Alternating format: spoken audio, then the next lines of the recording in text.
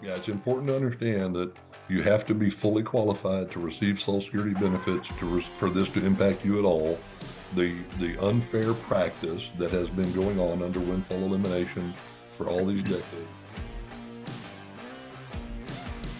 Welcome, everybody. This is what was supposed to have been a Facebook Live episode. Unfortunately, we didn't get to go live with it, so we are going to record it, get it posted as quickly as we can. What we want to talk about is HR 82, the Social Security Fairness Act of 2023, oddly enough, signed into law yesterday on January 5th, 2025. But we want to give you some details about it, maybe generate some additional interest, and provide you with information that a lot of you probably haven't had before now. I will say this, by the way, I'm Kevin Lawrence. I'm the executive director of Tmpa. I'm also the chairman of trustees for the Texas FOP. And my first trip to Washington, D.C. to lobby on behalf of police officers was in the early 1990s. I think it was 92 or 93. And this issue was on the agenda then. It has been on the agenda every session since then. It has been so at least 30 years that TMPA, FOP, other groups have been working on trying to get these two unfair provisions overturned, and it's finally happened. So, having said that, other people in attendance, I'm going to let everybody introduce themselves, but I'm going to start with Clint McNear because he's in a unique position. He works for TMPA, but he's got another title he can throw out here for us. Go ahead, Clint. Hey guys, I'm glad to be on with everybody. I'm Clint McNear, Field Services Supervisor over at Tmpa and the current president for Texas FOP. And then we've got a couple of guys from the McLane agency. Matt, you want to chime in here? Sure. Matt McLane. I'm here with Chad, and we're the Financial Services Division for the Team PA, and this is just a really, really big deal. So we wanted to be on here. We're glad to get the invitation to talk about this most important of bills that has been passed here. And Collin McLaughlin. And Collin hasn't chimed in yet. I know he's still got his mute button on there. Collin, I hope I'm not mispronouncing your name, partner. No, you got it right. And sorry, I'll have to be on and off mute here because I had some conflicts, but I'm going to stay on when I am on mute. But yeah, Collin McLaughlin, I'm the regional director for Senator Cornyn here in North Texas.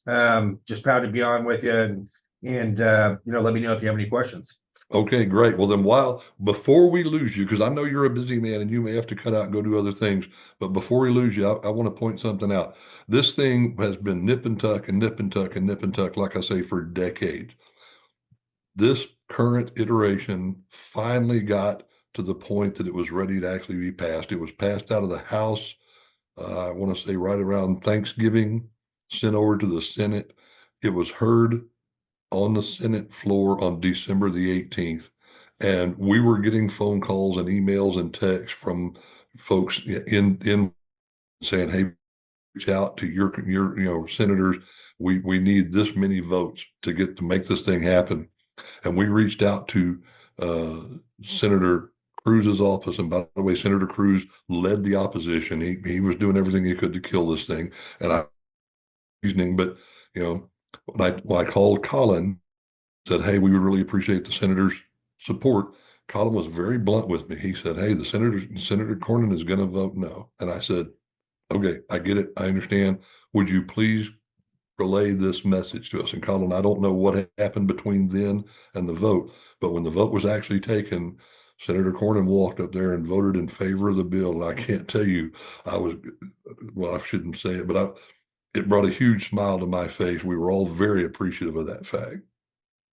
Well, I certainly appreciate you saying that. And, these things are sort of nip and tuck until the very end. And he's listening to a variety of different constituents and associations and folks who will be impacted, both in favor and in opposition to the bill. And, I didn't get a play-by-play update all the way up into the very last minute when he decided to vote yes. But as our legislative director said, the senator gets the senator. And that's what he did and voted in favor of the bill. and I know he had some concerns with it, but I know he's certainly pleased to see that the windfall provision be resolved in a way that's supportive of our men and women in law enforcement. And to be fair, we understand that, the whatever the legislative budget board is in Washington, I don't know what the name of it is, but it's Congressional Budget Office. They said this thing was going to cost like, I don't know, $190 billion over a 10-year period. So $20 billion a year. And I understand that's a lot of money unless you're the federal government, and then it's really not. But my argument to you was, okay, but what we've been doing up until now is making people who have legitimately put contributed to this system all along, make them take a lower annuity than what they should be receiving because of mistakes that other people have been making over the last 5 decades. And why don't we make it right by them and put that much more pressure on the folks in Congress to get their act together and fix the problem? And we understand there's still a lot of problems to be fixed, not only with Social Security, but with the budget.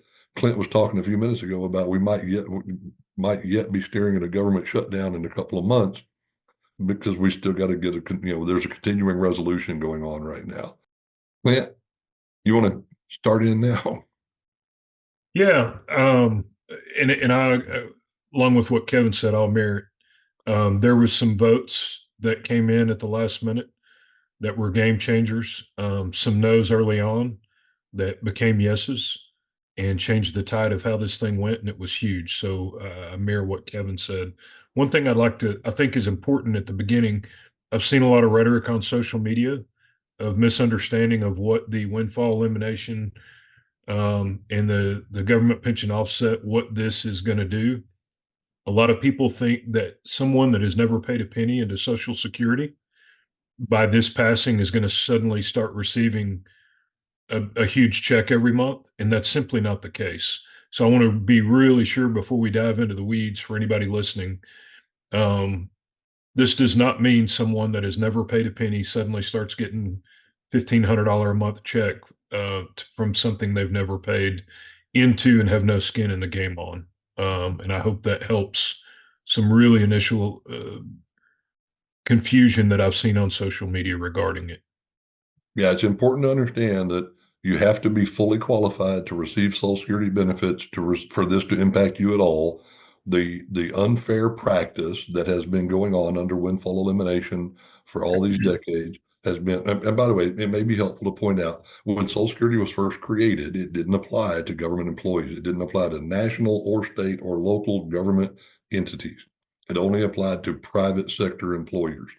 So when they finally did decide to start including public sector employees, there was a debate about the fact that in the meantime, a lot of states and local jurisdictions had created their own pension systems so that they could compete in the marketplace to attract and retain qualified personnel by having pensions. That's how the Texas municipal retirement system was created. It was how the employees' retirement system was created. It's how the teachers' retirement system was created. So then when Social Security decided, okay, when the federal government decided we're going to let local governmental entities put their employees into this, then they said, well, wait a minute. We shouldn't have the government paying into 2 different retirement systems for government employees. So if they've opted out of Social Security, we're going to penalize the employees later on when they actually start trying to draw their retirement. And that's how all this stuff got started. And then the government pension offset has to do with spouses of government employees who otherwise didn't pay into Social Security or didn't pay in fully to Social Security. But you have to have 40 reportable quarters to qualify no matter what. So that's a key element here. A layman's terms for folks that may be confused on it. If Kevin was a civilian in his entire career and retired, and for instance, he's getting $1,800 a month. I worked in law enforcement, retired, and then had a civilian job where I earned my quarters. I would be penalized for having a government job and would get a reduced amount. This affects, but only if your government job had actually opted out of Social Security Yes. or Yes. any of your government jobs. The example that I like to use, and I'm sorry to interrupt you, but the one that I like to use is, let's say you got somebody who worked in law enforcement, but they worked for an entity. Let's say they worked for the Baytown Police Department, for example, since I'm kind of familiar with them, and they spent 25 years there and contributed into Social Security for all 25 years.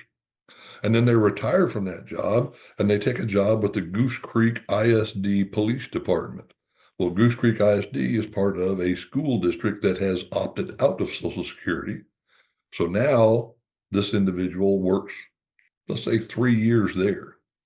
They're going to be subject to the windfall elimination because part of their career, they worked for an employer that opted out of Social Security. That was what was so blatantly unfair about WEP.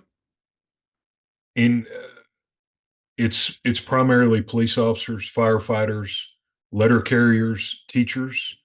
There's a specific group is another confusion that I think people are having over who this affects.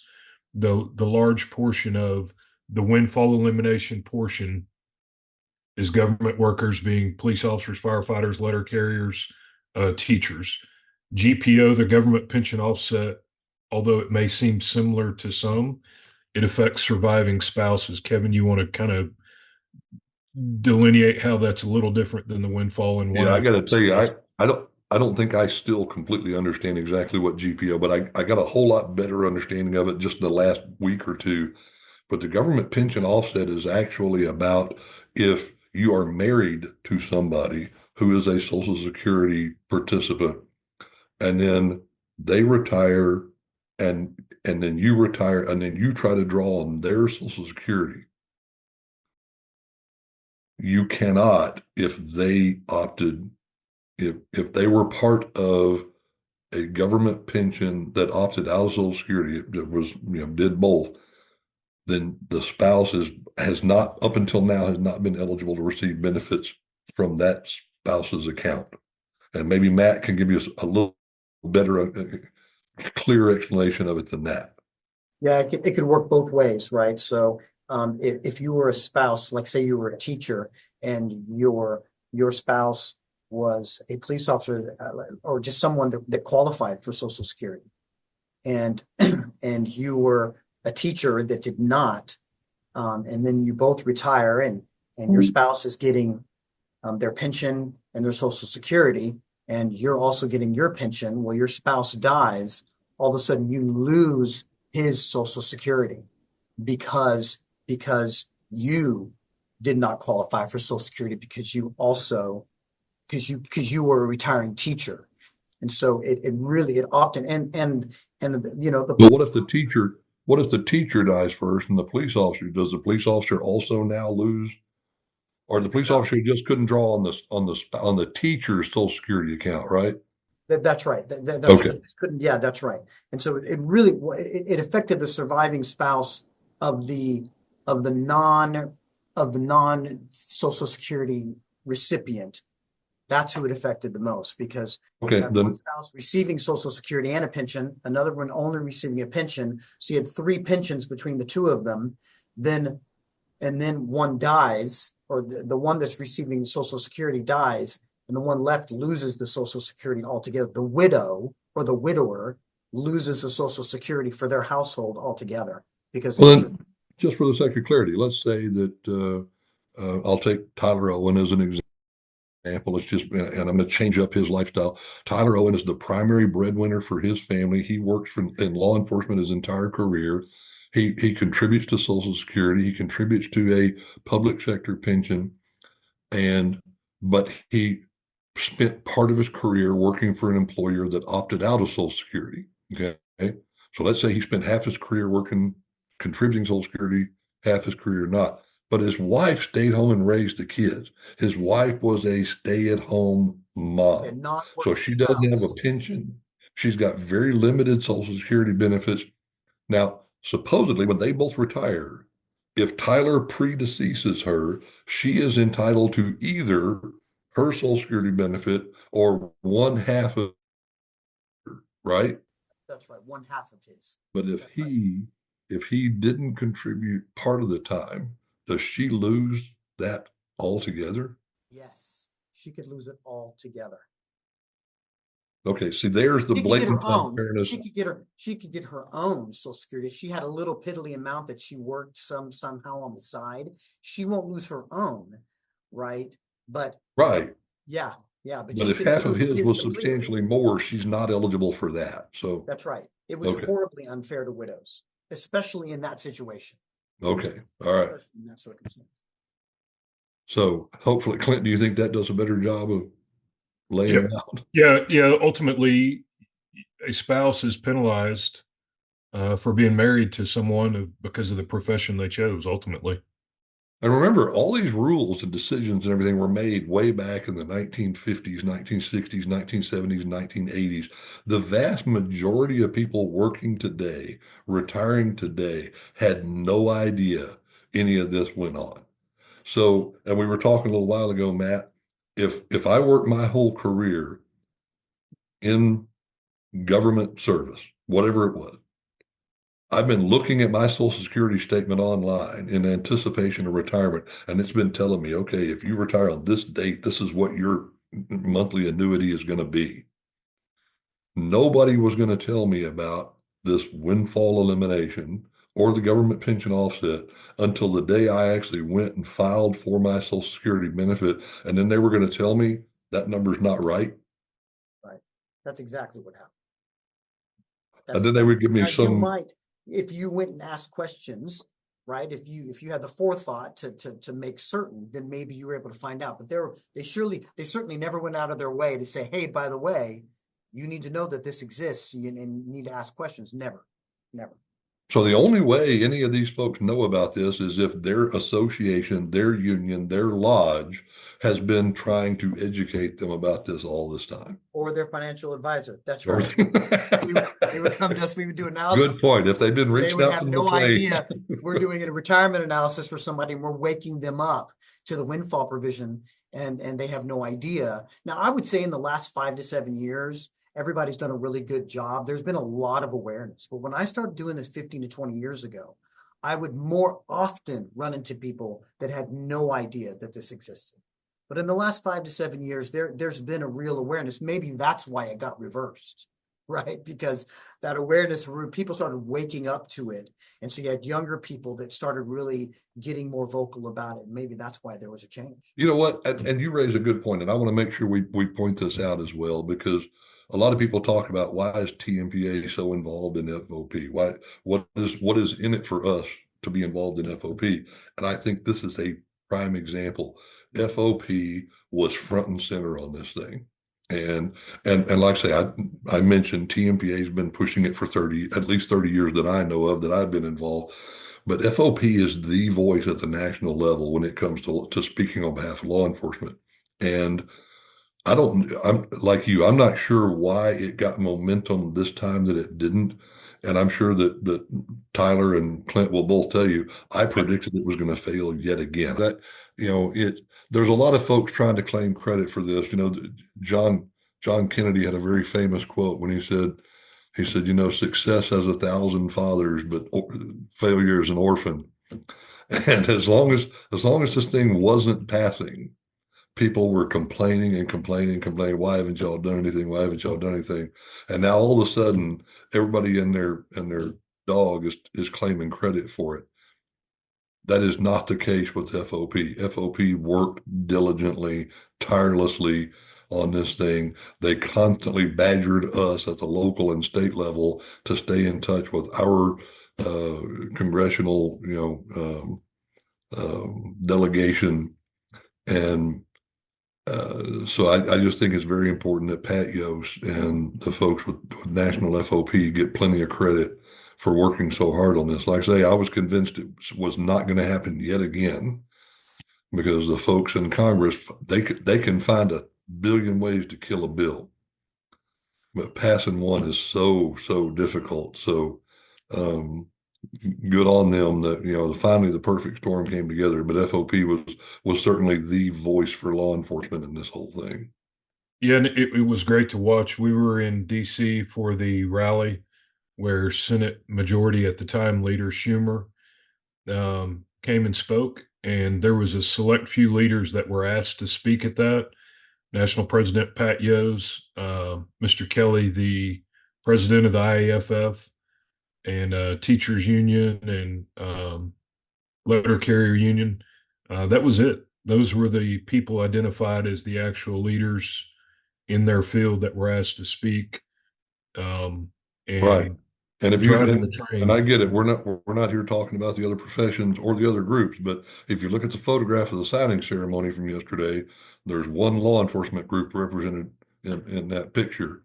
Absolutely. Pat Yost from FOP. So there's a reason for that. Yeah. Yeah. And I think what helped the momentum as this thing started to snowball a little bit,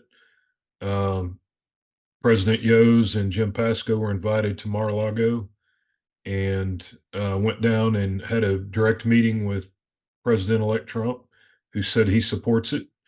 And I think President Trump tweeting out his support, I think may have helped convert some of the no's to yeses. So like to your point, it was really a perfect storm. There was a lot of hard work, blood, sweat, and tears, and time put into it. And I think getting it across the finish line was some timing issues fell in at the right time. And by the way, I don't know that we can be too terribly mad at the people who voted against it. I understand that they're trying to finally get control of the federal budget, trying to quit growing our national debt, and they anything that increases the deficit is a bad thing in their books. My argument that I made to Collin, that I asked him to relay to Senator Cornyn, was just simply this: then put the pressure on yourselves. Quit putting the pressure on the hardworking men and women of law enforcement and your government sector employees and screwing them over, and put yourselves on the clock. You know Social Security is going to become insolvent in the next 15 years anyway. Who cares if you speed that up by 9 or 10 minutes by passing this? Put the pressure on yourselves to fix the damn thing instead of kicking the can down the road. And I think enough folks finally saw the logic in that. And I think you're right. I think President Trump, do we call him president-elect? He's a past president. He's entitled to be called a president anyway. So anyway, I think his tweet probably did have a lot of impact. And I will tell you that when we were watching the actual vote on the cloture, and I don't know if we want to get into this with our viewers, but why the hell you got to take 9 votes to pass one bill? I will never understand. But when they were voting on cloture, and it came down to where supposedly the time expired and they didn't have the votes, but they kept voting, and it crept closer and closer. I was watching that. I was on the edge of my seat, literally, because I was like, wow, is this thing actually going to? And then some of the votes that started coming in were extremely gratifying. Yep. Yeah, it's good to see the folks that often want to stand with us for a picture stood up and made very difficult decisions and put their money where their mouth is and did something to help us. Right. What So, Matt, what do our members need? Is there anything that the current retirees or the soon-to retirees need to do differently now? Yeah, what's great about this is the simple answer to that question is no. Nothing different needs to be done. Now, as we were talking about before we made the call, Clint, you were mentioning that we don't really know when the timing's going to work out, when the retroactive check comes in from January 1st, 2024. We don't know when the upgrade is going to actually start coming in, whether as a retroactive payment or month-to-month payment. But from what I understand, it's just supposed to happen. Now, this is the federal government we're talking about here, and rarely does something like that just happen. But that is what is supposed to happen. You're not supposed to have to apply for anything. You shouldn't have to go and fill out anything. It should just happen. That's from what I understand. Have y'all heard anything different? That's my understanding as well. Yeah, my understanding that the lump sum thing is a little bit different from what I'd heard or read. You know, that I had read something that said they might decide to do that in monthly payments over the first 12 months and then, but Spread it out. the lump sum thing might be a little more difficult from a purely a personnel standpoint for Hey, Social Matt, Security. I do have a question. Some agencies that we service may not necessarily, contribute to Social Security. And so you have an officer that works at, let's just say, one agency that doesn't contribute and then transfers over to another agency that does. What are they looking at from that? Because I'm sure we're going to get that question as well. Yeah, so it was the same problem. The same problem existed before with that, with the windfall provision. It would have affected it the same way. And so with this, that goes away.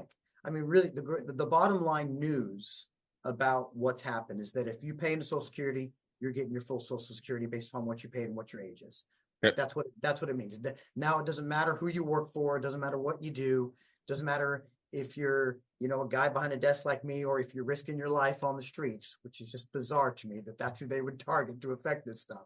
Should have been the guy behind the desk, but it doesn't matter anymore. You paid into Social Security, you're getting your full fair amount. Right. Well, let's make sure we're clear. What your benefit is based upon how much you and your employer or employers contributed over the lifetime of your working career. So if you spent half of your career contributing Social Security, the other half not contributing Social Security, you're going to get probably half of what somebody would get if they had the same working lifetime and contributed the entire time. Okay. Yes, which would be true for anybody. It's just, they're not right. all the, just as Clint was saying, you're not only all of a sudden going to have magic deposits that entered the system for Matt McLane or for whoever, for Clint McNear. It's not going to happen, so it's going to be by how much you put in. They also look, it's not the only methodology they use. They also put in the last 10 years of your income. And there is a kind of a defined benefit aspect there. But if you didn't put in for half your career, you're going to get half the amount that you could have got. Right. But and you're going to get that full half amount, not just partial, not just a part of that half amount. Right. And every year there's a maximum amount that you get that you contribute off your salary, a maximum amount that you contribute towards Social Security. It's pretty high. I think right now it's $170,000. You stop contributing to Social Security when you get to that number. If you were above that number for your entire career, your Social Security check going to be bigger than somebody who spent their entire career and never got above making $100,000, for example.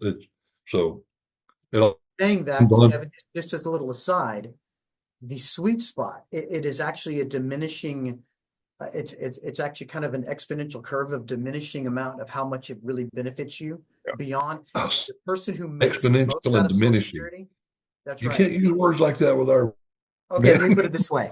Simply put, if you made somewhere between $60,000 to $80,000 for your career, dollar for dollar, you're getting more out of Social Security than anyone who made more than that. So the person who's contributing up to $160,000 of their income towards Social Security, they're actually getting proportionately less. Right, because they're paying, I'm included in this, paying for other people.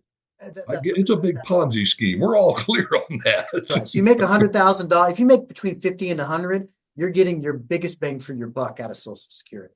Okay, fair enough. And it's an excellent point. And by the way, even at that, you're only getting about 1% return. If all that money had gone into some other investment, you'd have gotten a whole lot bigger return on those monies than you would out of Social Security. Again, not the point here, though. It is. I do think it's important, though, that moving forward, and we were just talking about Day on the Hill is coming up. There's still going to be work being done on Social Security. Yep. We still need to be heavily involved in those conversations, and we need to be pushing for the federal government to make sure that Social Security is, in fact, fully funded. Just don't do it on the backs of the hardworking men and women that have already been putting in their fair share. So, Kevin, I think it brings up a good point. Maybe you and Clint can touch on this, on the importance of PAC, the importance of how to contribute, where to contribute, and why situations like this, they prevail because of PAC funds. Well, no kidding. And that will get us back to talking about some of these folks that didn't vote with us on this thing, people that we have supported in the way we express ourselves is not by calling them and telling them, hey, we're really disappointed with you. The way we expressed ourselves is by not writing them a check out of our PAC fund to their campaign and perhaps writing checks to their opponents out of our PAC fund into the opponent's campaign. That's where a PAC fund becomes really important. We cannot contribute corporate dollars, association dollars, your dues money to political campaigns. That has to come from a PAC, and PACs have to be funded completely by individual contributions. And that's why we push that so hard. And how can they do that, Clint? You can jump online on our website, in our magazine, quarterly magazine, and in service. There are links, QR codes that you can do that. We would love to have you show up to conference and participate at our conference and be a part of signing up for PAC there. Sometimes there's some special gifts for PACs, folks that contribute to PAC. All kind of ways to participate. You could also come down for Ledge Day if you're passionate, want to come see how the sausage is made. Come down on Ledge Day, be a part of this. By the way, if you go online right now and increase your monthly payment to Tmpa, you're paying $32 for full membership and coverage. Go in there and add another $2 to the PAC. Every single dollar helps. If we could get $1 a month out of all 34,000 members, just think of do.